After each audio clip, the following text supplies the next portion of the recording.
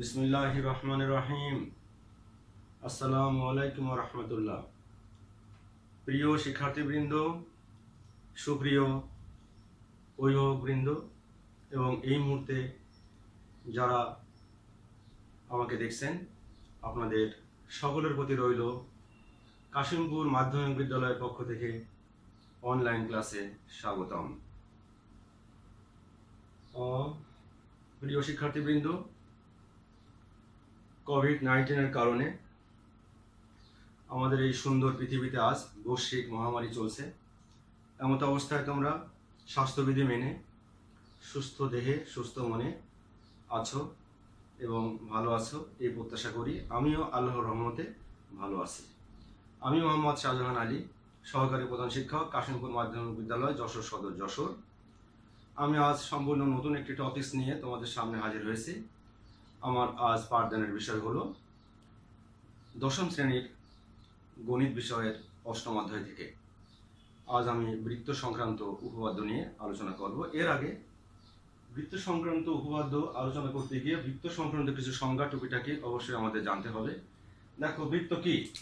বৃত্ত হলো একটি স্থির বিন্দু থেকে সমান দূরত্ব বজায় রেখে একটি গতিশীল বিন্দু একবার আবর্তিত হলে যে আবদ্ধ ক্ষেত্রের সৃষ্টি হয় তাকে বৃত্ত বলে। এখানে ও বিন্দুটি হলো স্থির বিন্দু, অর্থাৎ বৃত্তের কেন্দ্র। ও বিন্দু থেকে সমান দূরত্ব বজায় রেখে, অর্থাৎ ও কিউ একটা দূরত্ব, এই দূরত্ব বজায় রেখে কিউ বিন্দুটি একবার আবর্তিত হবে। এর ফলে যে আবদ্ধ ক্ষেত্রের সৃষ্টি হলো সেটি হলো একটি বৃত্ত। আর যে নির্দিষ্ট বিন্দু থেকে সমান দূরত্ব বজায় রেখে বৃত্ত আঁকা হয় সেটি হলো কেন্দ্র। ও বিন্দুটি হলো এই বৃত্তের কেন্দ্র।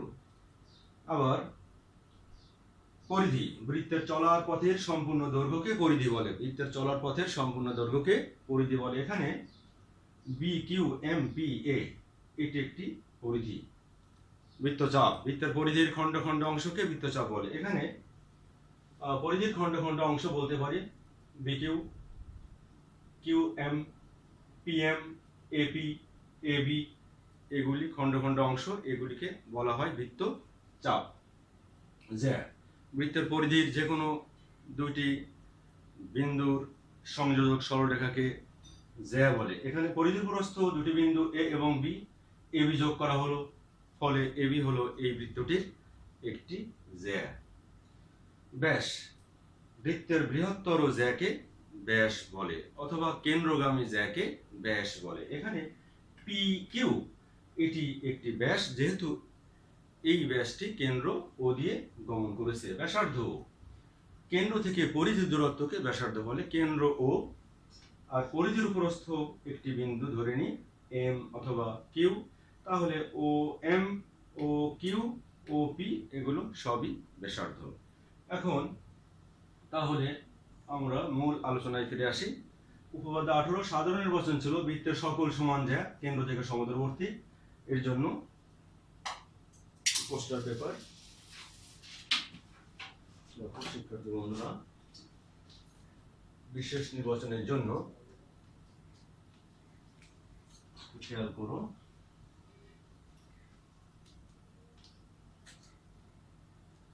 হ্যাঁ, মনে করি ও কেন্দ্র বিশিষ্ট একটি বৃত্ত। এই বৃত্তে এ বি এবং সি ডি দুইটি সমান জ্যা। ও কেন্দ্র বিশিষ্ট একটি বৃত্ত, এই বৃত্তে এ বি এবং সি ডি দুইটি সমান জ্যা, অর্থাৎ জ্যা এ বি সমান জ্যা সি ডি।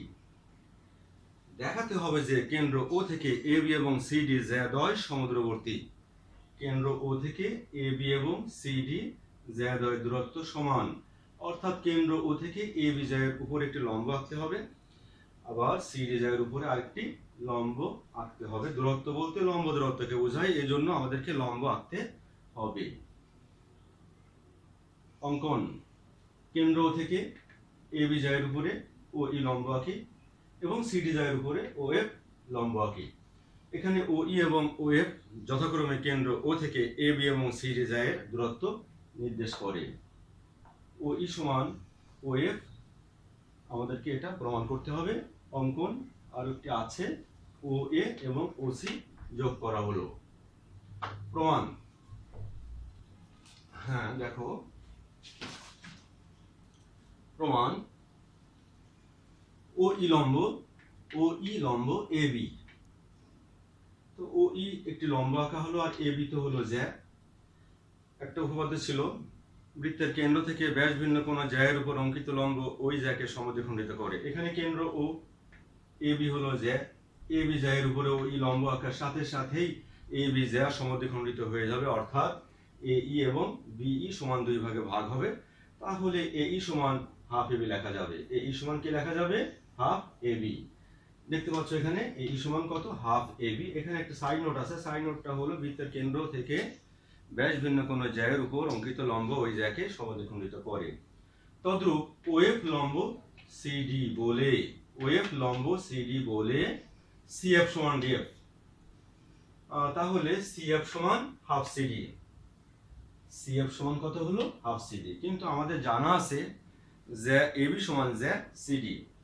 বিশেষ নির্বাচনে স্বীকার করেছি যে জ্যা এবি সমান জ্যা সিডি। এবি এবং সিডি জ্যাদ্বয় সমান হওয়ার কারণে এবি এর হাফ এবং সিডি এর হাফ, এই হাফ হাফের মান অবশ্যই সমান হবে।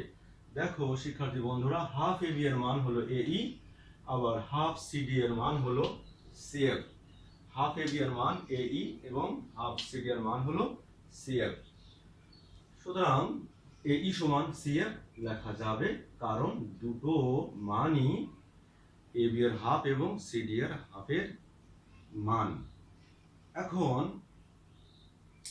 খেয়াল করো, ও ই লম্ব এ বি বলে এই কোণ এক সমকোণ, কোণ এ ই ও এক সমকোণ। আবার ওএফ লম্ব সিডি বলে কোণ সিএফ ও এক সমকোণ। ফলে ত্রিভুজ এ ই ও এবং ত্রিভুজ সি এফ ও উভয়ই সমকোণী ত্রিভুজ। সমকোণী ত্রিভুজের ক্ষেত্রে সর্বসমতার একটি নিয়ম আছে। দুইটি সমকোণী ত্রিভুজ তখনই সর্বসম হবে যখন তাদের অতিভুজ অতিভুজ সমান হবে এবং একটি অনুরূপ বাহু সমান হবে। এখানে ই কোণের বিপরীত বাহু ও এ এবং এফ কোণের বিপরীত বাহু ও সি, এই জন্য ও এ এবং ও সি কে আমরা বলবো অতিভুজ। তাহলে এ ই ও এবং সি এফ ও সমকোণী ত্রিভুজ দ্বয় থেকে লেখা যায় অতিভুজ ও এ সমান অতিভুজ ও সি এবং এ ই সমান সি এফ। অতএব ত্রিভুজ এ ই ও সর্বসম ত্রিভুজ সি এফ ও। অতএব ও ই সমান ও এফ। আমরা জানি দুইটা ত্রিভুজ যখন সর্বসম হয়ে যায় তখন তাদের অবশিষ্ট বাহু এবং কোণ সেগুলো সবই সমান হয়ে যায়। সেই কারণে ও ই সমান ও এফ লেখা যায়। আমাদেরকে প্রমাণ করতে হবে তো এটাই। এখানে ও ই এবং ও এফ যথাক্রমে কেন্দ্র ও থেকে এ বি এবং সি ডি জ্যায়ের দূরত্ব নির্দেশ করে। ও ই এবং ও এফ যথাক্রমে কেন্দ্র ও থেকে এ বি এবং সি ডি জ্যায়ের দূরত্ব নির্দেশ করে। তাহলে ও ই এবং ও এফ সেই দূরত্ব যাহা সমান হলো, তাহলে এটি প্রমাণিত হলো যে বৃত্তের সকল সমান জ্যা কেন্দ্র থেকে সমুদ্রবর্তী। ঠিক আছে, তাহলে আমাদের উপপাদ্যটি প্রমাণিত হলো। এখন শিক্ষার্থী বন্ধুরা একটি বাড়ির কাজ নিয়ে নাও। সবাই খাতা কলম বের করো, খাতা কলম বের করো এবং বাড়ির কাজটি লিখে নাও।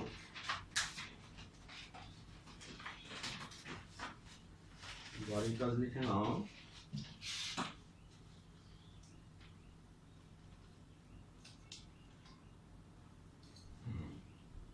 ঠিক আছে, দেখো 1 নম্বর বাড়ির কাজ হলো প্রমাণ করো যে সকল জ্যা, প্রমাণ করো যে যে সকল জ্যা বৃত্তের কেন্দ্র থেকে সমুদ্রবর্তী সে সকল জ্যা পরস্পর সমান। যে সকল জ্যা বৃত্তের কেন্দ্র থেকে সমুদ্রবর্তী সে সকল জ্যা পরস্পর সমান। 2 নম্বর বাড়ির কাজটি হলো প্রমাণ করো যে বৃত্তের ব্যাস ভিন্ন কোন জ্যায়ের মধ্যবিন্দু এবং কেন্দ্রের সংযোজক রেখাংশ ওই জ্যায়ের উপর লম্ব। তাহলে এই দুটি উপপাদ্য বাড়ির কাজ হিসেবে আমি দিলাম।